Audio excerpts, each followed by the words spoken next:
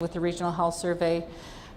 We've never even gotten close to 50%. So to have 100% participation rate was incredible. But to listen to the survivors and to the problems that are happening in their systems of care, from how the diagnosis is delivered, being told over the telephone that you have terminal illness and there is no possible treatment option for you, but just get ready to put your affairs in order. And being told to choose Western medicine versus traditional healing.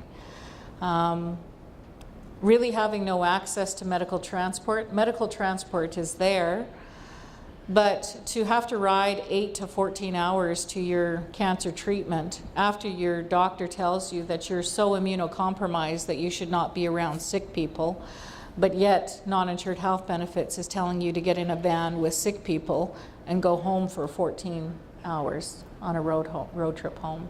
So it's not that there's not access, it's just that there's no type of services for that type of patient.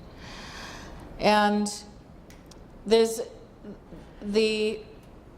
seems to be a holding pattern with the primary care physicians at the community level. There's a delay in referral to specialists, to oncologists.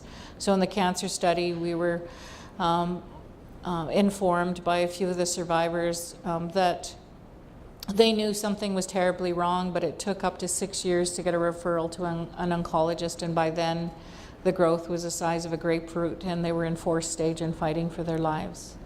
We know in arthritis, in our arthritis study, it's taking up to 3 years to get a diagnosis of arthritis. So we need to understand why these things are happening. So our elders wanting to have a conversation with the Indigenous physicians of Canada to really talk about repairing these relationships. And when I did my pledge 28 years ago to be a nurse, I swore a Hippocratic oath, as I'm sure other health professionals have done the same. And I'm trying to understand why these types of experiences are occurring, because when I swore that oath, it meant something to me that I knew I had to help all human beings, regardless of race, creed, or color. I've worked in the system many, many years, many different areas, with the street, downtown East Side, Vancouver population group. I knew half the women that went missing from the Pickton case. I knew the last one. It was our involvement with her that actually caught Pickton. And I've worked in the ER and level 1 trauma centers. And as a triage nurse, I don't think the ER tends to be racist. I want to believe that health professionals don't come into this work to want to harm people by their attitudes. I think it's just a result of how things are set up. In ER, you're trying to save lives. And if you have individuals coming into care that are not in a life-threatening condition, their priority goes way down on the list. I did see systems of practice that I did not agree with on how we didn't really do anything for people who came in with intoxication other than letting them sleep it off and hang what they call a banana bag, but no really other services. I myself, I think through the system, experienced my first experience with racism while I was in nursing school. We just got back from summer holidays, and a nursing professor had said, "Settle down, boy, the natives are restless." And I didn't react to her comment, but 75 of my colleagues did. And they stood up and they told her, "Can you rephrase your statement? Because we have a First Nation student that we love, and we need you to change what you just did."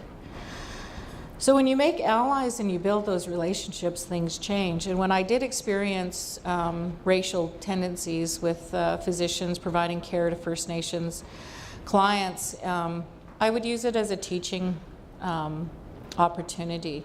I had one psychiatrist tell me, "Well, I'm not referring this individual to to dual diagnosis or addictions, because these people don't ever finish anything. And I said, these people as in schizophrenics, or, and I let him finish. He said, no, Native people. And I turned around and I said, oh, well, how do you think I got through nursing? But anyways, he always bought me birthday gifts after that.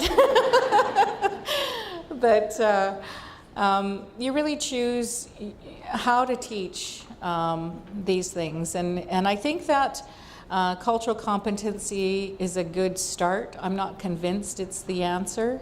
I think there needs to be a lot of attention paid to diversity of nations and their traditional knowledge and where they come from. There's no way we can encapsulate it into one course and have you taught all of our gifts in that short little session.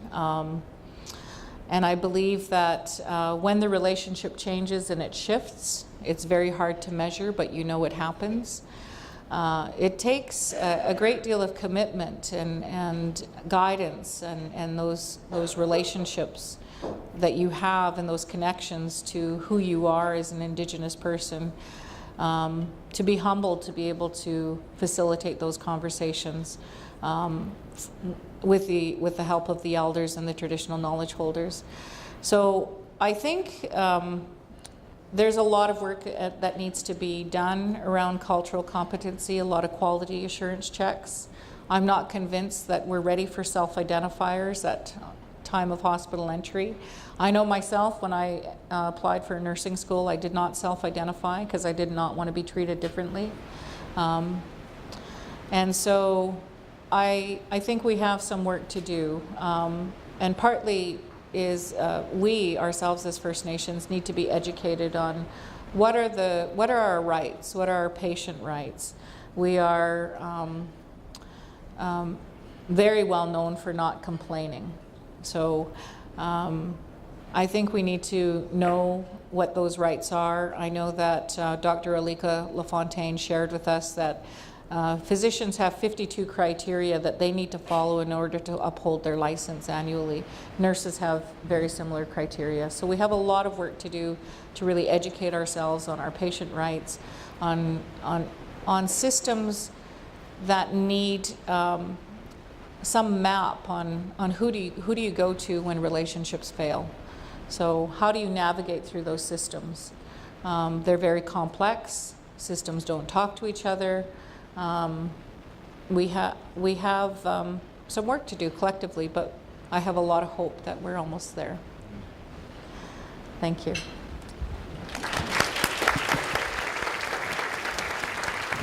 Well done, panel. We're into our break. We can take one question, or we can go to break. This isn't a Chiefs meeting. We don't need anything, but if anybody has a question, we'll only take one question. Only one. If we have 10 people, we're not taking 10. We are taking one question. Does anybody have a question for the panel? Or did they answer every possible question that you might have? Who's really pleased with what they had to say? You're good? Okay. You know what? I think we're going to end right there. How's that sound? Right on. Let's give it up one more time for our panel. Cultural competency. Very, very, very competent panel right here. On behalf of everybody, our hosts, our sponsors, the whole gang, and our people back home, and people all over the world. Let's put it that way. We have gifts and tokens of appreciation for you. So once again, let's thank our panels one more time.